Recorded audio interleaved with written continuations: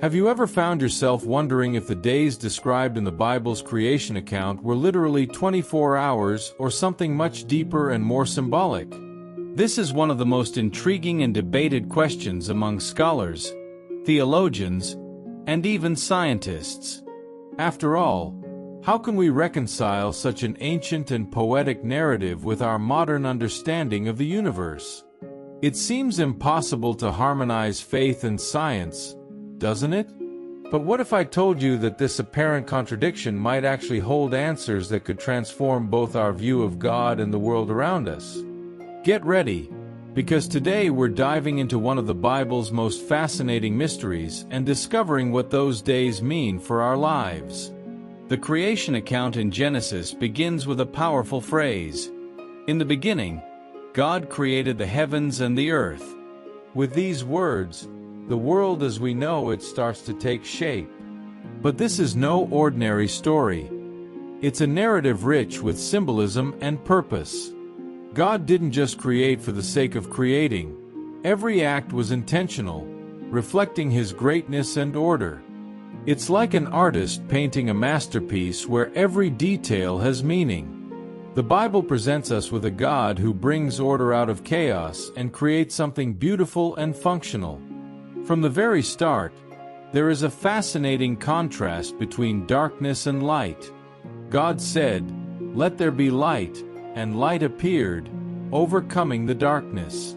This makes us reflect on how, often in our own lives, we need to bring light into dark areas, whether through new understanding or decisions that bring clarity.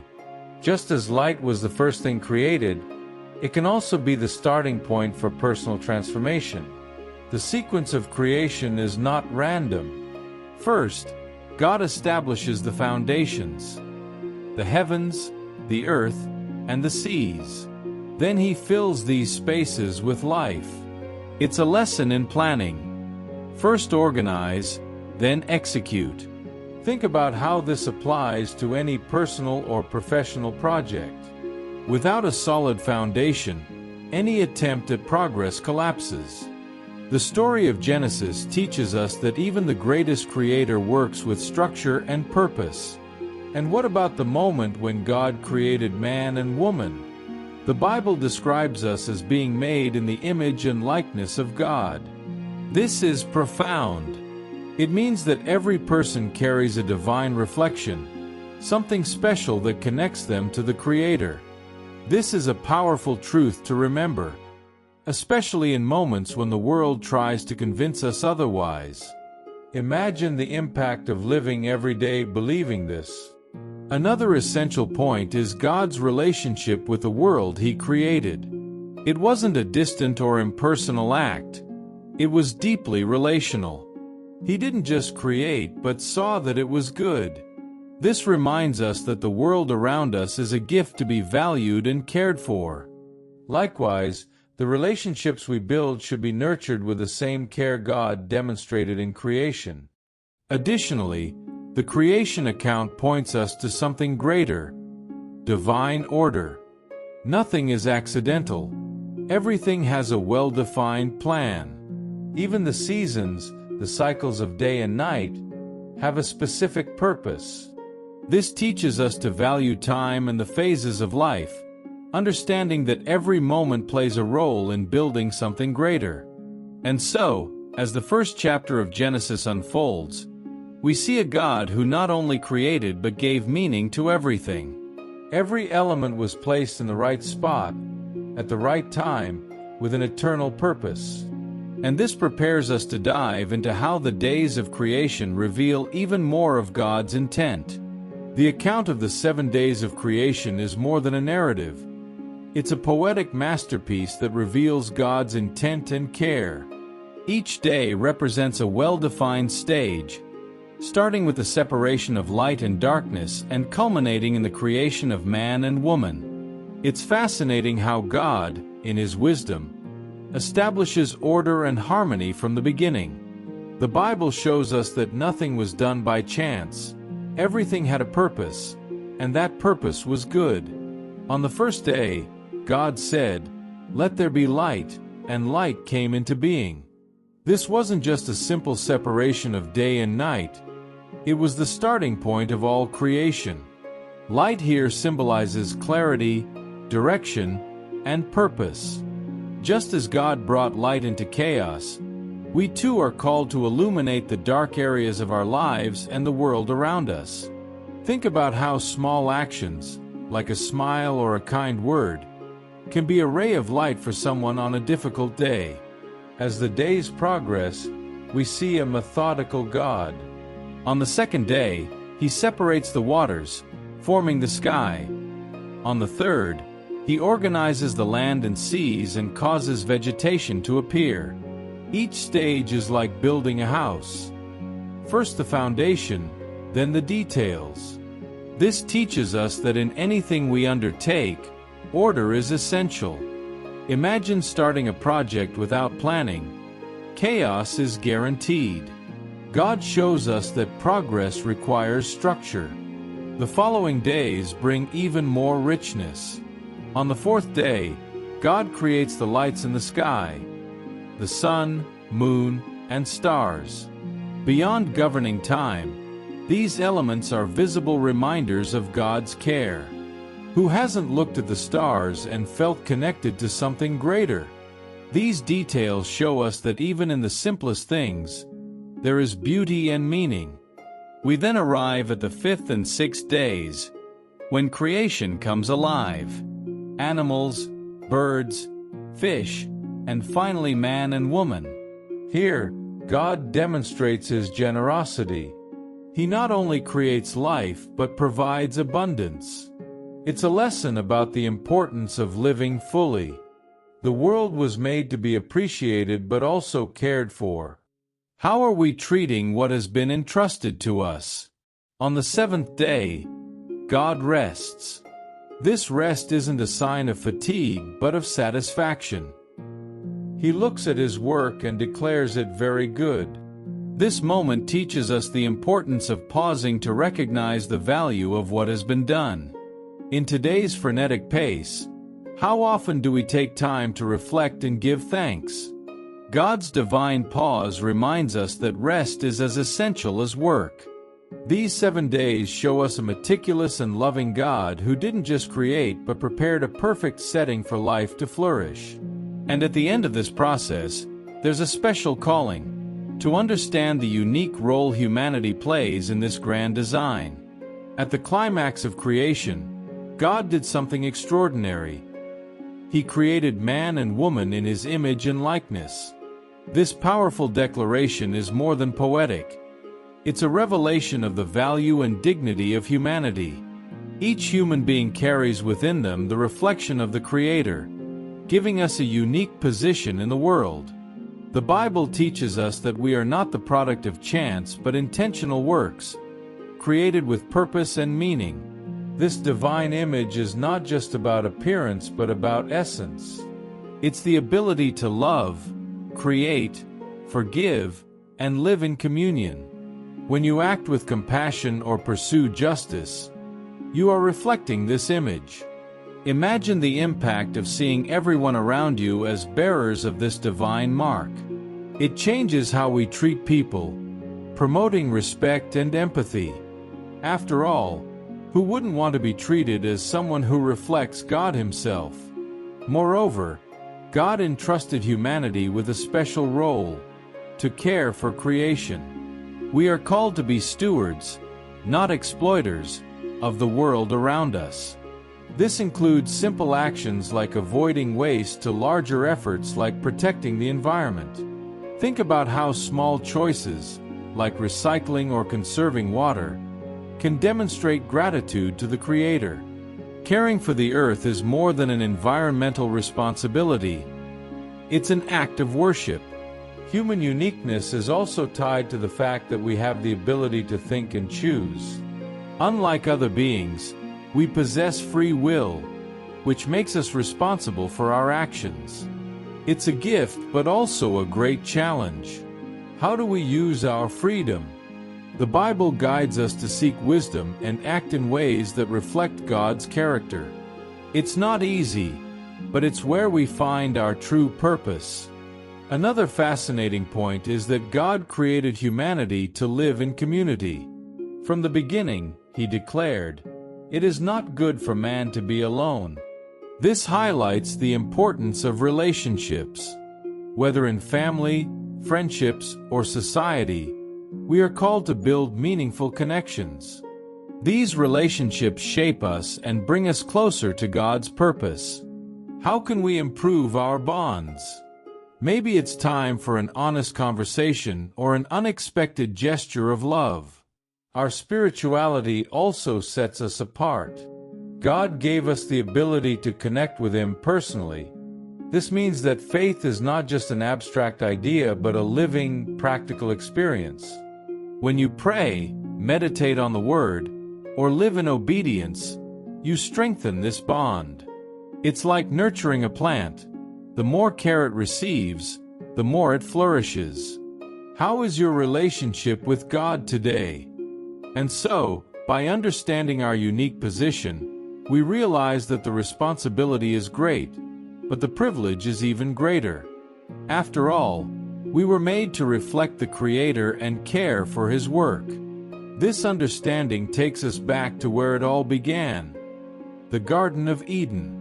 The Garden of Eden is described in the Bible as a place of indescribable beauty and perfect harmony, where humanity lived in full communion with God and the world around them.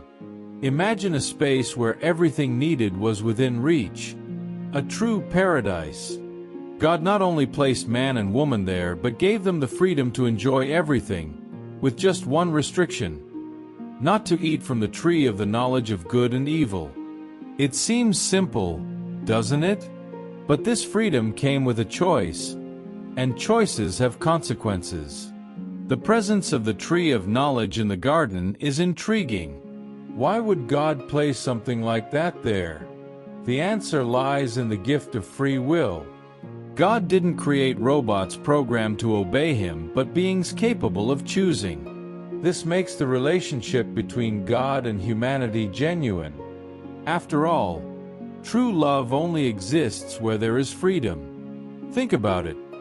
Would you rather have someone love you because they want to or because they have no other option? This same dynamic lies at the heart of Eden. But Eden wasn't just a physical location. It was also a state of purity and innocence. The man and woman were naked but felt no shame. This symbolizes a life without masks, without guilt, completely open before God and each other. It's a stark contrast to the world we know today, where we often hide who we really are. What would it take to restore this authenticity in our lives? The disobedience of Adam and Eve in eating the forbidden fruit marks a turning point. Their choice wasn't just about eating or not eating. It was a declaration of independence from God. By deciding that they could determine what was good or evil for themselves, they disconnected from the source of life and wisdom. This same tendency is present in us today. How often do we choose our own way instead of seeking God's direction? The consequences of this act are profound. The harmony of Eden was broken, and with it came pain, hard work, and death. It's as if the world became a distorted reflection of what was originally intended. Yet, even in the fall, there is a glimpse of hope. God didn't abandon humanity. On the contrary, He began to lay out a plan of redemption. It's a reminder that even in our worst moments, God doesn't give up on us. And what about Eden itself? It didn't completely disappear. It became a symbol of everything God intended for humanity. This is why so many people seek a connection with nature or a sense of peace that harkens back to the lost paradise. This deep desire is an echo of Eden, a reminder that we were made for something greater. Thus, the Garden of Eden is not just a story about the beginning. It's a reflection of our own journey. It's a reminder of what was lost, but also of what can be restored. And to understand this, we need to delve into the themes of redemption that permeate the entire biblical narrative. The story of Genesis doesn't end with the fall. On the contrary, This is where the grand theme of redemption begins, a theme that runs through the entire Bible. When Adam and Eve disobeyed God, they didn't just bring consequences upon themselves, but also upon the whole world. Yet, even in the face of their failure, God showed grace. He made clothes to cover them, a symbolic act of care and provision. This teaches us that even when we fail, God remains present, offering support and a way to start again. The concept of redemption is deeply tied to God's justice. God, being just, could not simply overlook sin. But in His mercy, He established a plan to redeem humanity. It's interesting to see how this plan appears in the subtleties of Genesis, with a promise that the offspring of the woman would crush the serpent's head. This is the first glimpse of a Savior who would come to fix what was broken. It's a reminder that God is always ahead, preparing a solution before we even understand the problem. The fall also teaches us about the consequences of sin. Just as Adam and Eve's act impacted all of creation, our choices often have effects beyond ourselves. A practical example is how dishonesty can erode relationships or how greed can create inequality. Understanding this helps us reflect on the impact of our actions and strive to align our lives with God's values. But redemption is not just an abstract idea. It is practical and accessible. From the sacrifices made in the Old Testament, which pointed to the need for a substitute, to the perfect sacrifice of Jesus, we see the price paid to restore the relationship between God and humanity. This challenges us to consider the value of forgiveness in our own lives. Forgiving someone can be difficult, but it is a direct reflection of the grace we've received from God. How can we be instruments of this redemption in our daily lives? The promise of a Redeemer, woven throughout the Bible, brings hope. No matter how far we've strayed from God or how broken we feel, there is always a way back. It's like a father who never gives up on a child, even when that child turns away. This hope invites us to reevaluate our lives, seek reconciliation, and live in a way that reflects this grand story of love and restoration. Another important point is that redemption isn't limited to individuals. It encompasses all creation. The Bible speaks of a day when the world will be renewed, where there will be no more pain or suffering. This future inspires us to live with purpose now, knowing that our actions contribute to something greater. How can we, today, be agents of this renewal in what surrounds us? And so, as we look at the narrative of redemption, we realize it is a personal invitation, a call to live in communion with God, accept His love, and participate in His work in the world. This leads us to question, what more can we learn from these days of creation and their application to today's challenges? Now that we've explored the mysteries of the days of creation, the inevitable question is, what does this change in your life? Can you see God's order, purpose, and care reflected in the world around you? Maybe it's time to pause and think. How can you apply these teachings in your daily life? Whether it's seeing each new sunrise as a gift, taking better care of the planet, or deepening your spiritual connection with God, there's always a step to be taken. And you, are you willing to embrace this journey? To create order where there is chaos, find meaning in what seems mundane, and live with more purpose? The creation account is not just about the beginning of the world. It's about how we can start anew every day. Why not start right now? Maybe with a prayer, an act of gratitude, or even the simple decision to seek more knowledge about God and your role in this grand plan. If this topic moved you, subscribe to the channel and turn on notifications. Here, we continue this conversation and explore together the truths that can transform our lives. Oh, and don't forget to check out the videos appearing on the screen. They were made with the same care to help you on this journey. See you in the next content. Until then, live with purpose, Care for what has been given to you, and keep your faith strong. You are part of something much greater.